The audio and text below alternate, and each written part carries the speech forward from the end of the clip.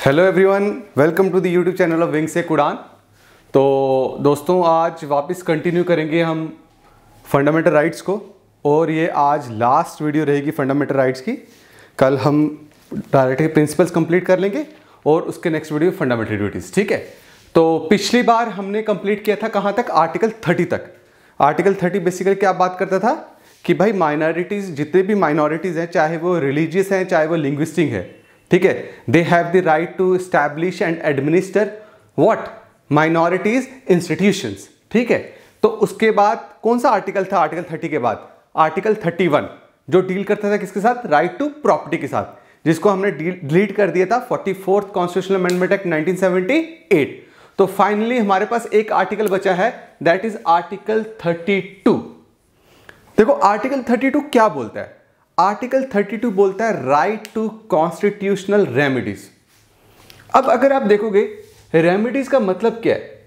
Remedies का मतलब हो गया इलाज, रेमेडीज का मतलब हो गया जस्टिस, रेमेडीज का मतलब हो गया कि अगर आपका कोई भी फंडामेंटल राइट्स अभी तक जो हमने पढ़े फ्रॉम आर्टिकल्स 14 टू आर्टिकल 30, तो आप देखोगे ये राइट अगर आपका कोई भी वायलेट करता है तो कौन सा ऐसा आर्टिकल है जो आपको बताएगा कि आपको इंसाफ, आपको रेमेडी कहां से मिलने वाली है? वो है आर्टिकल 32। आर्टिकल 32 की ब्यूटी क्या है? इस आर्टिकल की ब्यूटी है कि रेमेडियल इन नेचर है। It is fundamental of all the fundamental rights. अगर ये राइट ना होता तो बाकी किसी भी फंडामेंटल राइट्स के कोई मायने ही नहीं थे, क्योंकि अगर उसकी वायलेशन होती, किसी भी सिटीजन का कोई भी फंडामेंटल राइट वायलेट होता, तो उसे कैसे पता चलता कि मुझे कहां से जस्टिस मिलेगा, मैं कहां जाऊंगा और वो मुझे मेरा फंडामेंटल राइट, मेरा हक मुझे वापस दिलवाएगा? That is article 32। इसीलिए इस आर्टिकल को हम क्या बोलते हैं? Heart and soul of Indian constitution. B.R. Ambedkar ने इसको क्या डिस्क्राइब किया है? That it is the heart and soul of Indian constitution. और सुप्रीम कोर्ट ने इसको basic structure of Indian constitution भी बोला है कि अगर पार्लियामेंट फंडामेंटल राइट्स की अमेंडमेंट करना चाहती है तो कर सकती है, but without abridging what? Basic structure of the constitution. तो आर्टिकल 32 क्या है? Basically basic structure of the constitution है। It is fundamental of all fundamental rights. अब सपोज करो मैंने एक आर्टिकल बताया था, आर्टिकल 19 के अंडर आता है freedom of speech and expression. किसी ने आपके freedom of speech and expression को क्या किया? कर्टेल किया, और ग्राउंड्स कुछ भी नहीं है, विदाउट एनी रीजन उसने आपको मारा। जो आप बात कर रहे थे उस बात पे उसने क्या कर दिया? केस फाइल कर दिया कोर्ट पे कि भाई ये गलत बात कर रहा था, बट आपको पता चला कि इसमें कोई चीज मैंने तो गलत बोली नहीं है, तो ये क्यों मेरा freedom of speech and expression छीन रहे? या आपको किसी ने इलीगली डिटेन कर लिया। हमने पढ़ा था ना आर्टिकल 22 के under protection against arrest and detention. अगर आपको कोई इलीगली डिटेन कर लेता है तो आप कहां जाओगे? वो कौन बताएगा आपको? आर्टिकल 32। आर्टिकल 32 बोलता है अगर कोई भी फंडामेंटल राइट्स किसी भी सिटीजन का या किसी पर्सन का छीना जाता है तो under article 32 he can approach supreme court. और अब सुप्रीम कोर्ट क्या करेगा? Supreme court will issue directives, direction. Supreme court उसको डायरेक्शन देगा जिसने आपका फंडामेंटल राइट क्या किया है? वायलेट किया है। अगर सुप्रीम कोर्ट को लगेगा कि आपके साथ गलत हुआ है तो, और वो डायरेक्टिव्स को हम रिट्स बोलते हैं। और रिट्स कितने तरीके की होती है? जो सुप्रीम कोर्ट इशू करता है और हाई कोर्ट भी इशू करता है। ये रिट्स कितने तरीके की होती है? 5 तरीके की। There are 5 types of writs.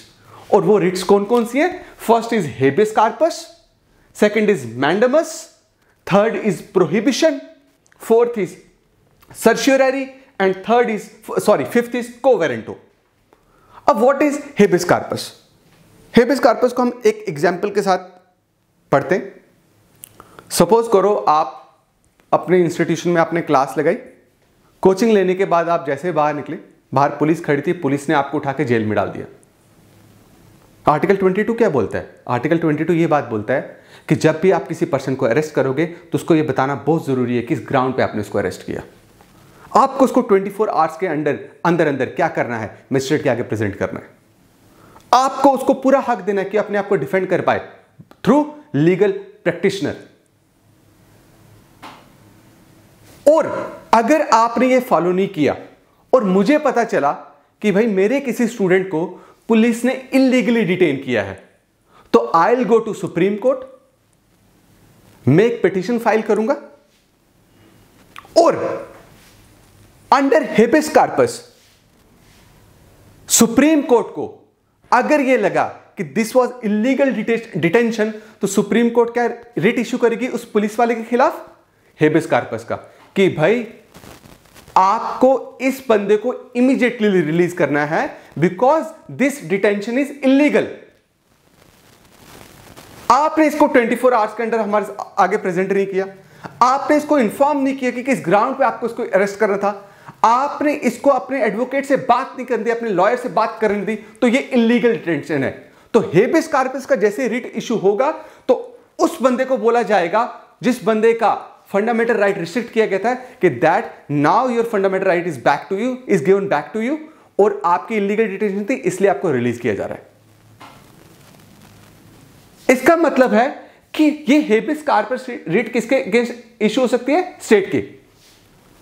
और आप याद रखना ये habeas corpus writ private individual के अगेंस्ट भी रिट इशू हो सकती है। सपोज करो एक फैमिली है और एक फैमिली में उनके जो पेरेंट्स हैं वो डॉक्टर हैं दोनों, और मदर फादर दोनों अपने बच्चे को फोर्स कर रहे हैं कि 12th करने के बाद तू भी क्या करेगा, यही प्रोफेशन परस्यू करेगा। किसका, एमबीबीएस का प्रोफेशन परस्यू करेगा। और बेटा बिल्कुल भी तैयार नहीं है, बेटा म्यूजिक इंडस्ट्री में जाना चाहता है। अब जब मदर फादर को पता चला कि बेटा जो हमारा बच्चा है, हमारा सन है, जो हमारे अगेंस्ट जा रहा है, तो उन्होंने क्या कर दिया, उसको डिटेन कर दिया, उसको पैसा देना बंद कर दिया, उसके फ्रीडम को छीन लिया, उसको बाहर जाना बंद कर दिया। और वो माइनर नहीं है, he completed the age of 18 years. अब मुझे ऐसे लग रहा है, मैं भी उसका दोस्त हूं, मुझे ऐसे लगा कि भाई मेरे दोस्त के साथ गलत हो रहा है। Then I approached supreme court, मैंने सुप्रीम कोर्ट में बोला कि भाई उसको गलत तरीके से डिटेन किया गया। अब सुप्रीम कोर्ट ने देखा, सुप्रीम कोर्ट ने क्या किया, हेबियस कॉर्पस का रिट इश्यू करा, पिटिशन। उसमें फैमिली को बुलाया, फैमिली को बोला व्हाट इज द रीजन, किस ग्राउंड में आपने अपने बच्चे को डिटेन किया, किस ग्राउंड में आप उसको बाहर नहीं निकलने दे रहे, क्या रीजन है, पहले क्या वो माइनर है, नहीं, और वो ऐसा क्या कर रहा है जो आप उसको डिटेन कर रहे हो। उन्होंने बोला म्यूजिक इंडस्ट्री में, उन्होंने बोला सॉरी टू से आपका बच्चा एडल्ट है, उसके पास पूरा हक है, राइट टू प्रोफेशन, कि वो कोई भी प्रोफेशन, कोई भी ऑक्यूपेशन, कोई भी ट्रेड कुछ भी कर सकता है और उसको सोचने का पूरा हक है। और आप इस ग्राउंड पे अगर आप उसको डिटेन कर रहे हो that is illegal, so habeas corpus writ उनके खिलाफ इश्यू करी जाएगी और उनको कहा जाएगा कि आप अपने बच्चे को रिलीज करें।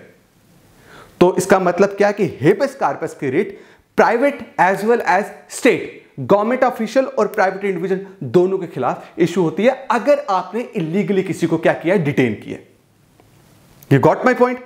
अब सेकेंड रिट चलते हैं। Second writ is mandamus. Mandamus का मतलब है कमांड। कमांड कौन करेगा, सुप्रीम कोर्ट। अब सुप्रीम कोर्ट कमांड किसको करेगा, किसको करेगा, पब्लिक ऑफिशियल को। पब्लिक ऑफिशियल मतलब कोई भी गवर्नमेंट एम्प्लॉय। सपोज करो मैं तहसीलदार हूं और मुझे सेंटर से ये डायरेक्शन मिली है कि जो भी डोमिसाइल लॉ जो बना है और उसके अंडर जो भी सर्टिफिकेशन होगी, किसको डोमिसाइल प्रोवाइड होना चाहिए नहीं होना चाहिए, वो मुझ पे छोड़ा है उन्होंने।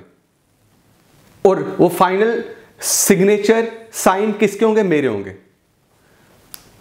ये ड्यूटी परफॉर्म करने के लिए मुझे बोला गया है और ये ड्यूटी मैं परफॉर्म नहीं कर रहा हूं। या तो मैं ड्यूटी परफॉर्म करते हुए किसी का फंडामेंटल राइट क्या करूं, कटे करूं, मतलब दैट पर्सन उसके पास पूरे डॉक्यूमेंटेशन है, ठीक है, उसको डोमिसाइल मिलना चाहिए और मैं उसको किसी भी रीजन के कारण उसको डोमिसाइल नहीं दे रहा हूं।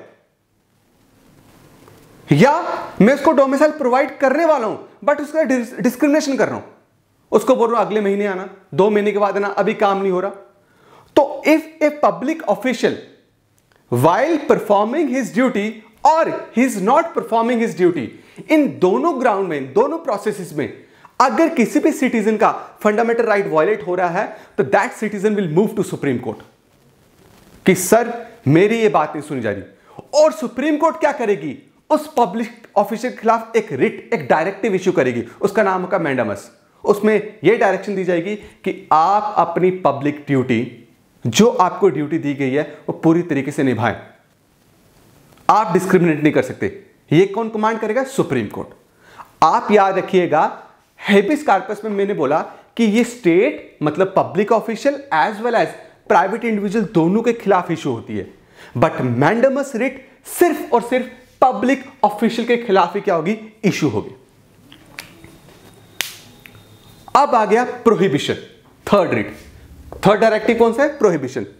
प्रोहिबिशन का मतलब है, एक तो बात आप याद रखिएगा, this writ is issued by the higher court to a lower court. अगर हाई कोर्ट कुछ गलत कर रही है तो supreme court will issue this writ against higher court, sorry lower court, और नीचे अगर डिस्ट्रिक्ट कोर्ट कुछ गलत कर रही है तो हाई कोर्ट ये रिट इशू करेगी किसके खिलाफ? डिस्ट्रिक्ट कोर्ट के खिलाफ। अब ये रिट कब इशू होगी? सपोज करो कि मेरा एक केस चल रहा है डिस्ट्रिक्ट कोर्ट में, ठीक है, और उस में मैं ऐसा फील कर रहा हूं कि मेरे साथ गलत हो रहा है, मुझे जबरदस्ती इसमें फंसाया जा रहा है, मैंने कुछ गलती नहीं किया, मेरे खिलाफ झूठे विक्टिम्स लाए जा रहे हैं, ठीक है, मेरे खिलाफ झूठे एविडेंसेस क्रिएट किए जा रहे हैं। जब मुझे ऐसे लगेगा तो I will approach supreme court, higher court. Now what supreme court will do? अगर सुप्रीम कोर्ट को लगेगा कि ये जो इंसान है इसके साथ लोअर कोर्ट गलत कर रहा है, तो what supreme court will do? Supreme court will issue that directive and that directive is called prohibition. Under prohibition supreme court उसको रोकेगा कि भाई अब आप यहीं रुक जाओ, because you are exceeding from your jurisdiction, आप अपनी पावर्स का गलत इस्तेमाल कर रहे हो, तो आप यहीं रुक जाओ। और हाई कोर्ट को यह भी डायरेक्शन दे सकता है कि आप इस केस के साथ डील करो। तो मतलब ये जो रिट्स हैं ये हमेशा कौन इशू करता है? सुप्रीम कोर्ट या high court to lower courts, ठीक है जी। और ये रिट किस किस के खिलाफ इशू हो सकती है? या तो जुडिशियल अथॉरिटीज, या तो quasi judicial authorities. Quasi judicial authorities अगर मैं आपको बोलूं, ये क्वासाई जुडिशियल बेसिकली एक नॉन जुडिशियल बॉडी होती है जिनको पावर दी जाती है स्पेसिफिक डिस्प्यूट्स के साथ, स्पेसिफिक डिस्प्यूट के साथ डील करने के लिए। किनको? क्वासाई जुडिशियल अथॉरिटीज को।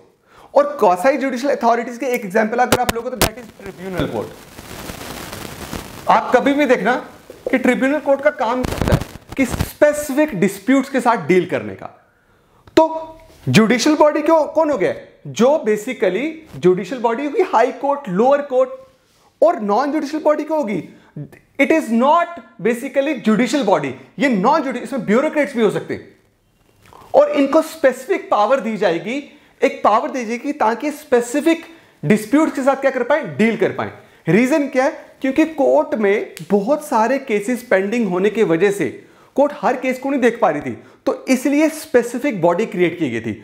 अब ये prohibition case supreme court, higher court, lower court और ट्रिब्यूनल कोर्ट, जो कि एग्जांपल है क्वासाई जुडिशियल अथॉरिटीज, इसके खिलाफ ही क्या कर सकती है? ये इशू कर सकती है।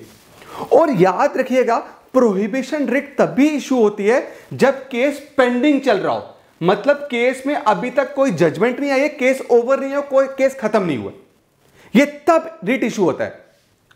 अब सर्चररी क्या है? ये भी रिट क्या है? Basically supreme court high court को, हाई कोर्ट लोअर कोर्ट को इशू करता है। बट ये रिट तब इशू होती है जब केस ओवर हो जाएगा, केस खत्म हो जाए, केस पे जजमेंट आ जाएगी। अब जब ये रिट इशू होगी, सुप्रीम कोर्ट अगर रिट, सपोज करो मेरा केस हुआ, झूठे विक्टिम्स लाए गए, एविडेंसेस लाए गए, अगर पेंडिंग चल रहा है, तो मैं जब हाई कोर्ट को अप्रोच करूंगा, सुप्रीम कोर्ट को, what supreme court will do? Supreme court will issue writ of prohibition और high court will issue writ of prohibition to district court Samba, district court Poonch, कि भाई आप रुक जाओ यहीं पे। बट अगर वही मेरे केस में जब पेंडिंग नहीं था, जब जजमेंट दे देगी, फिर आई अप्रोच सुप्रीम कोर्ट और हाई कोर्ट, तो कोर्ट क्या करेगी? कौन सा रिट इशू करेगी? सर्शियरी। सर्शियरी रिट जब इशू होगी तो यह सर्टिफाई करता है कोर्ट कि अब जो भी डिसीजन आपने दिया है वो केस में, उसको क्वैश करेगा और या तो वो किसी और कोर्ट को केस ट्रांसफर कर देगा या खुद क्या करेगा? अपने पास केस लेके उसमें क्या देगा? जजमेंट देगा, उसको देखेगा। तो मतलब क्या है जी? प्रोहिबिशन रिट कब इशू होती है? जब केस पेंडिंग है। सर्शियरी केस रिट कब इशू होगी? जब क्या है, उसमें जजमेंट दे दी गई है और केस इज ओवर। ठीक है जी, आई होप आपको ये क्लियर हो गया होगा। नाउ व्हाट इज को वारंटो? अगर आप को वारंटो देखोगे, को वारंटो का मतलब है बाय व्हाट अथॉरिटी। सपोज करो कि एक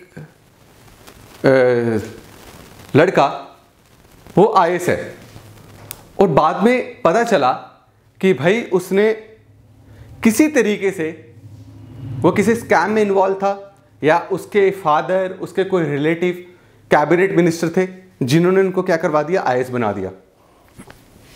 ना उसने पेपर दिया, चलो जी मेंस भी क्लियर किया, बट इंटरव्यू में अपीयर ही नहीं हुआ, फिर भी वो आईएएस बन गया। ये बात किसी को पता चलेगी तो दैट पर्सन कैन इशू, वो पिटीशन फाइल कर सकता है। कहां पे? सुप्रीम कोर्ट में, हाई कोर्ट में। और अगर सुप्रीम कोर्ट और हाई कोर्ट वाइल इन्वेस्टिगेटिंग, ठीक है, उनको ये चीज पता चल गई उस केस के दौरान कि भाई ये इलीगल क्या है जी, रिक्रूटमेंट है, अपॉइंटमेंट है, तो फिर वो उस बंदे के खिलाफ क्या हो गया? रिट इशू का। भाई आप मुझे बताओ कि किस अथॉरिटी से आप इस पोस्ट में बैठे हो? क्या आपने आईएएस का इंटरव्यू क्लियर किया, मेंस क्लियर किया, प्री क्लियर किया? कौन सा सब्जेक्ट आपने रखा था, कौन सा सेंटर था, सब चेक होता है। अगर वो प्रूफ हो जाए कि वो ठीक है, उसने कोई भी काम इलीगल नहीं किया है, तो he will remain IAS officer. But अगर कुछ उसने ऐसा काम किया है इलीगली, वो क्या हुआ? अपॉइंट हुआ है, तो उसको क्या करेंगे? को वारंटो रिट इशू करके बाहर। तो ये 5 तरीके की रिट थी, ठीक है, जो अंडर आर्टिकल 32 सुप्रीम कोर्ट क्या करता है? इशू करता है for the enforcement of the fundamental rights of the aggrieved person. जिस भी बंदे के साथ गलत हुआ है उसके फंडामेंटल राइट्स उसको वापस दिलाने के लिए ये रिट इशू की जाती है उनके खिलाफ जो उसको क्या करते हैं? वायलेट करते हैं। अब देखो फंडामेंटल राइट्स आप देखोगे तो fundamental writ jurisdiction basically under article 32 supreme court भी रिट इशू करता है और अंडर आर्टिकल 226 हाई कोर्ट भी रिट इशू करता है। लेकिन डिफरेंस क्या है दोनों के रिट में? अगर आप देखोगे, बोलते हैं भाई सुप्रीम कोर्ट का जो रिट ज्यूरिडिक्शन है ना, ये नैरोअर है, लिमिटेड है, और हाई कोर्ट का जो रिट ज्यूरिडिक्शन है इसको बोलते हैं ये क्या? ब्रॉडर है। किसके कंपैरिजन में? सुप्रीम कोर्ट के रिट ज्यूरिडिक्शन के कंपैरिजन में। कैसे? बिकॉज बोलते हैं हाई कोर्ट जो रिट्स है ना कि सिर्फ फंडामेंटल राइट्स के एनफोर्समेंट के लिए इशू करता है, हालांकि वो किसके लिए इशू कर सकता है? लीगल राइट्स के लिए भी इशू कर सकता है रिट्स। बट सुप्रीम कोर्ट सिर्फ और सिर्फ किसकी वायलेशन पे रिट्स इशू करेगा? Only on the violation of the fundamental rights. लेकिन high court legal rights as well as fundamental rights दोनों के वायलेशन में क्या कर सकता है? रिट इशू कर सकता है। इस रीजन से बोलते हैं कि हाई कोर्ट का जो क्या कहते हैं रिट ज्यूरिडिक्शन है that is broader in comparison to the writ jurisdiction of supreme court. और दूसरी बात, सपोज करो मेरा फंडामेंटल राइट वायलेट हो गया और मैं जानीपुर में जो हाई कोर्ट है, जम्मू हाई कोर्ट में, वहां पे मैंने अप्रोच किया, तो वहां के हाई कोर्ट के जो जज होंगे वो डिनाई कर सकते हैं मुझे, वो डिनाई कर सकते हैं रिट इशू करने से। बट अगर मैं वहीं पे सुप्रीम कोर्ट को अप्रोच करता हूं तो सुप्रीम कोर्ट कभी डिनाई नहीं करेगा। सुप्रीम कोर्ट को रिट इश्यू करनी ही करनी है, और हाई कोर्ट क्या कर सकता है जी, हमें रिट डिनाई कर सकता है। ये कुछ डिफरेंसेस थे between the writ जुडिक्शन of supreme court and high court. अब हम आगे चलते हैं, आगे 3 आर्टिकल्स बच रहे हैं, आर्टिकल 33, आर्टिकल 34, आर्टिकल 35। हालांकि आपको इसमें इतना ज्यादा फोकस करने की जरूरत नहीं है, लेकिन फिर भी थोड़ा बहुत आपको पता होना चाहिए। देखो, व्हाट इज आर्टिकल 33? बोलते हैं आर्टिकल 33 एम्पावर्स और authorises parliament for what? To modify और restrict the fundamental rights of the armed forces, of the people working in armed forces, paramilitary forces, intelligence, police, law and order जो maintain कर रहे हैं। तो बोल रहे हैं आर्टिकल 33 क्या कर रहा है, अगर आप देखेंगे इंडियन आर्मी देख लें, आप बीएसएफ देख लें, पुलिस देख लें, यहां पे जो भी आर्मी पर्सनल होते हैं, पैरामिलिट्री पर्सनल है, पुलिस पर्सनल है, इनके fundamental right specially freedom of speech and expression को क्या किया जाता है, रिस्ट्रिक्ट किया जाता है। इनके पास freedom of speech and expression नहीं होता।